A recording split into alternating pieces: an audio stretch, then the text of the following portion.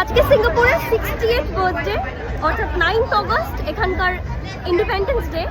তো মেরিনা বেতে একটা শো হয়, এটা সবাই জানে, but look at the crowd.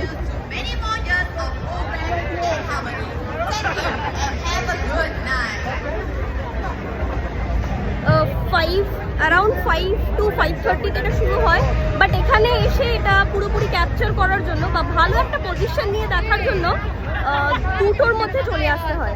যদি 2টোর আগেও আসা যায় বেটার হয়, বাট আমরা 3টে নাগাদ এখানে পৌঁছেছি এবং তারপরে 5:30-তে শো শুরু হয়েছে। মানে এতটাই আনপ্রেডিক্টেবল ছিল যে সব হয়তো ক্যাপচার করতে পারিনি, বাট যতটা ক্যাপচার করেছি ততটা চেষ্টা করেছি। এটা একটা লাইফ টাইম এক্সপিরিয়েন্স।